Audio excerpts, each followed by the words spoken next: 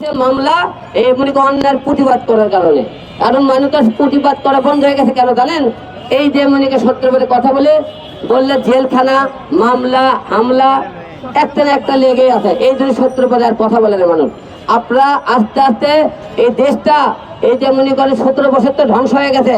এই 2 বছরের জুলাই আন্দোলনের পর থেকে কথাই কথাই জুলাই আন্দোলন, কথাই কথাই রাস্তায় ছাত্ররা রাস্তায় নামতেছে, কথাই কথায় বিক্ষোভ করতেছে, কথাই কথায় কথায় এই 2 বছরের পরে আপনারা দেখান তো দেশের উন্নয়নমূলক কয়টা কাজ করছে।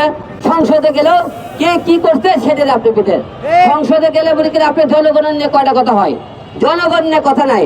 আপনারা এমপি মন্ত্রী কার মারে খাইছেন, কার কি করছেন, কে কি করছে এইটা নিয়ে সংসদে কয়টা দিন দেখছেন দেশের জন্য কৃষক নিয়ে কথা বলতেছে, বিদ্যুৎ নিয়ে কথা বলতেছে, আপনার কর্ম নিয়ে কথাবার্তা বলতেছে, সেসব নিয়ে কথাবার্তা নাই।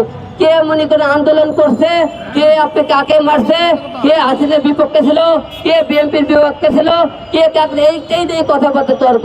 মিনিটে মিনিটে আমাকে সংসদে প্রতিদিন লক্ষ লক্ষ টাকা খরচা করে জনগণের টাকা, জনগণের কথা না বলে তাদের রাজনীতি পেশাল, তাদের প্রতিহিংসের পেশাল ওখানে আছে। এসব কথা দিলে আমি বলি হিরো আলমে অশিক্ষিত গৃহ মূর্খবত, ও আবার নীতি কথা কেন বলে? আমার তো নীতি কথা বলা যাবে না, কারণ আমি তো মূর্খ, আমি তো অশিক্ষিত, আমার তো যোগ্যতা নাই। আমি কেন আপনাদের নিয়ে কথা বলবো? আমি কথা বললে অপরাধ, কারণ আমি নির্বাচন করলেও অপরাধ, কারণ আমার যেমন কই অপরাধ করেন যেমন শিক্ষাগত যোগ্যতা নাই। কিন্তু আপনাকে একটা কথা বলতে পারে, মানুষ সবাই জ্ঞান আর উঠতে হয় না।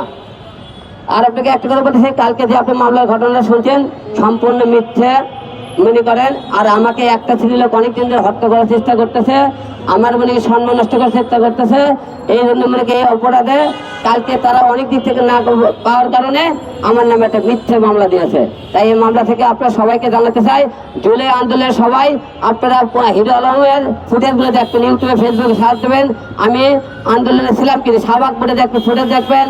তারপরে যেমন করেন গণভবনের ফুটেজ দেখবেন, বিভিন্ন জায়গার ফুটেজগুলো ইউটিউবে সার্চে দেখবেন আমি এগুলো জায়গায় ছিলাম কি ছিলাম না। আর যারা মামলা করেছেন তাদেরকে বলতেছে, আপনারা যেহেতু মামলা করেছেন সাক্ষী প্রমাণে আপনারা না প্রমাণ করতে পারেন, আমি কিন্তু আপনাদের বিরুদ্ধে মামলা করতে বাধ্য হব।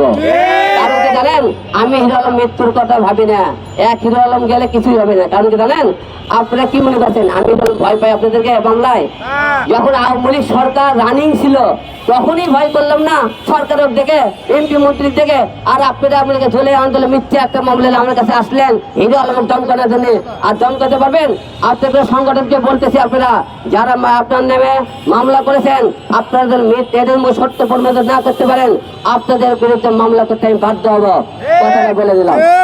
সবাইকে একটা কথা বলতেছি, আপনারা সবাই ভালো থাকবেন, আমাদের দোয়া রাখবেন, সত্যের পথে আসি, সত্য পথে থাকবো। সবাইকে আসসালামু আলাইকুম। হিরো আলমের